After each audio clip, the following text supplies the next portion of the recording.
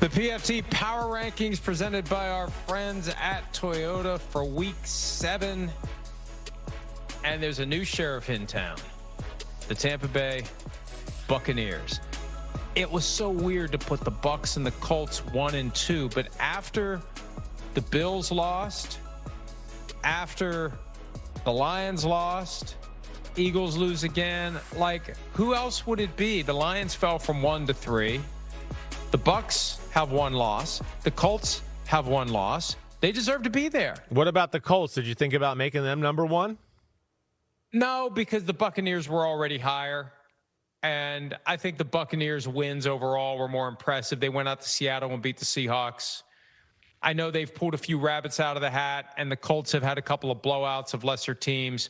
But I just feel like the Bucs were a little bit, and there's also that, 4 straight division championships. And I know that doesn't matter, but they're more established. So they were already there. They were already higher, almost like the old, and they still do the polls, but that was all we had. We didn't have the, whatever they do, the BCS rankings. And you would see, the teams creep up, and the lower you start, the harder it is because you're waiting for teams in front of you to lose. So that's a little of that creeping into this.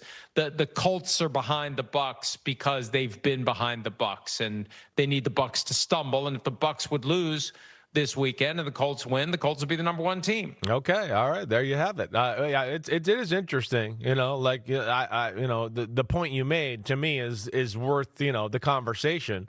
It's rare that the number 1 team really never has a dominant win. It's rare, right, in power rankings. But I think it speaks to where we are in the league here right now. And I'd probably put the Colts number 1 over Tampa right now, but it's close.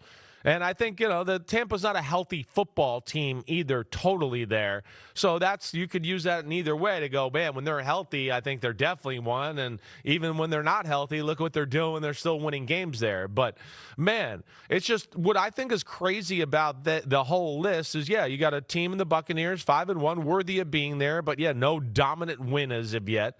And then a bunch of other teams below it where you go, we've seen moments of, really good play, but we've seen some moments of, And I think what's even more amazing on that is, I think there's some teams that are farther down the list that you still go, they could jump into this conversation and be a top 5 team. I mean, we saw Atlanta on Monday night. They have that ability. They look like they're on that trajectory. The number 2 defense in football, the number 1 offense in football right now are the Atlanta Falcons. They're young. Are they learning to win? I mean, we're watching the Patriots climb the ladder just right here in front of us. The Chiefs, we say, watch out. I mean, that's where I just, like we kind of talked about last week, I don't remember a year looking at your power rankings going, there's a team at 16, a team at 19, a team at 21 that I go, they could be in the playoffs. That, I think, just speaks to how wide open this whole thing is. No, you're right. And this is what we crave as fans, as people who are supposed to have some semblance of an idea as to what's going to happen. It's frustrating as hell because I don't know. I don't know how this is all going to break. Right. I don't know how this is all going to go. And I love it as a fan, and I hate it as somebody's like, hey, how Seahawks going to do this year? I don't know. I mean, I feel like, I was at the post office last week and some guy yelled at me, hey, the Yankees going to win tonight? It's like, dude, I don't cover baseball. And I almost like, I'm going to get to that same point. Hey, the Steelers going to win this week? Shit, I don't know, man. Watch the game.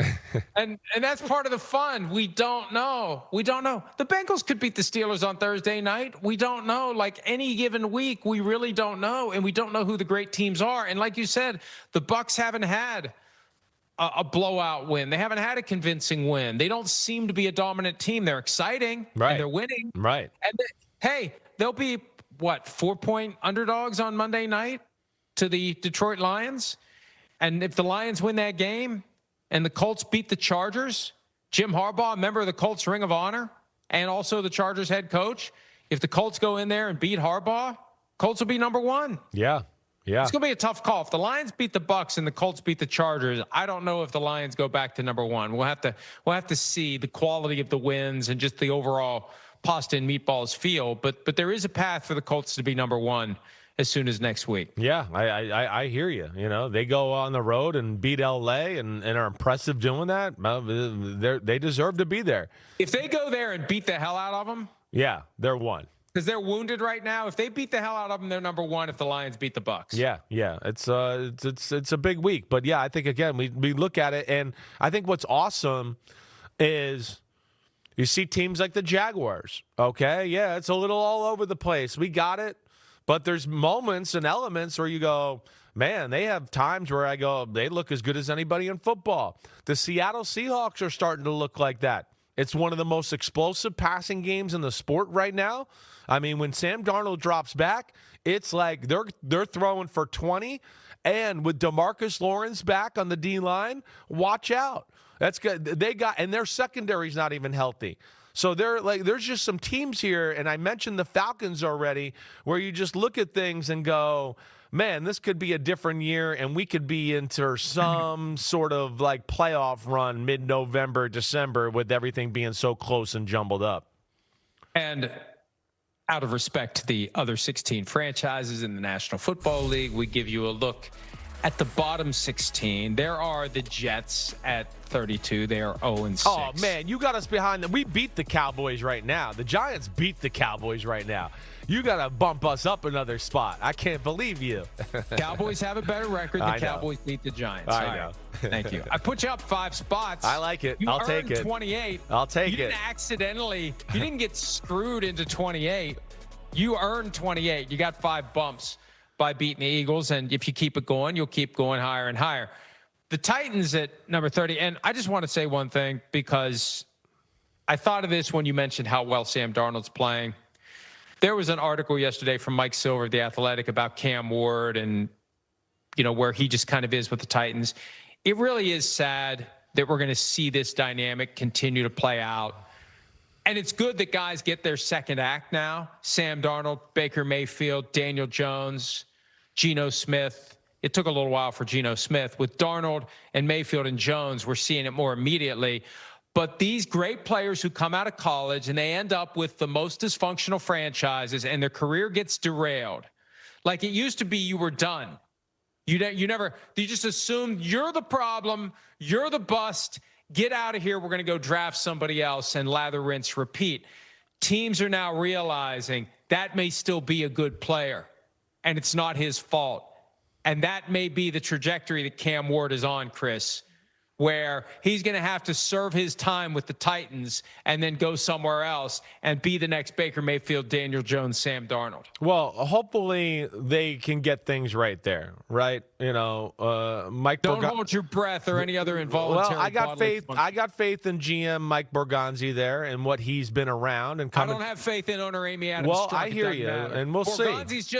Borgonzi's another guy on the line of guys that's eventually going to get fired by her. Well, we'll see. Maybe it's she, like maybe the Jets, she, like the Browns. Maybe she learns. Maybe Mike Vrabel coming into town this week, and she starts to realize, oh crap, I made a mistake. I don't know what I did firing Mike Vrabel. But I do got faith in Borgonzi and the fact that he does know what it takes to run an organization at a high level. And yeah, it's unfortunate for Cam Ward. So did Mike Vrabel. So right. Well, you know, hopefully people learn. That's all you can hope for. Well, but Jimmy Haslam hasn't learned. Woody Johnson hasn't learned.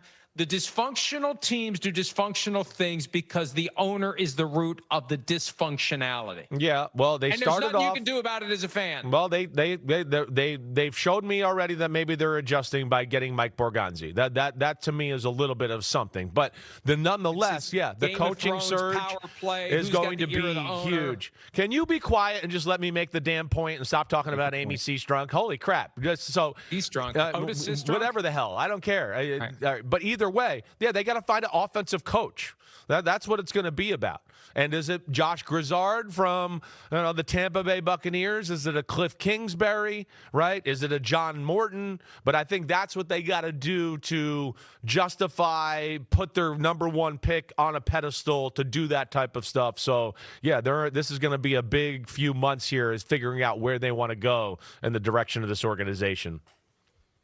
Have you finished making your point? Yes, thank you. Tell me about the dysfunction of the Titans one more time. The Titans are a dysfunctional mess, but I feel bad. It's kind of like this, not that the fan bases of any team want me speaking for them, but you get yourself into a situation where you're stuck because everybody else is subject to being fired except the owner. And you're stuck with the owner until the owner dies or sells the team. You're stuck. And there's no guarantee that the next one's going to be any better. And there's no requirement. There's no competence test. Like everybody else has to be competent. To be an owner of a team, you need to either have the biggest bag of cash that you got wherever, or you need to be related to the person who bequeaths it to you in their will. And there's something wrong about that. It's a disservice to the fans because you can't get out of that trap if you're a fan. You're stuck indefinitely with a bad team because you're stuck indefinitely with a bad owner. Hi, it's Mike Florio. Thanks for watching PFT on YouTube. Hit subscribe for the latest news and analysis from Pro Football Talk.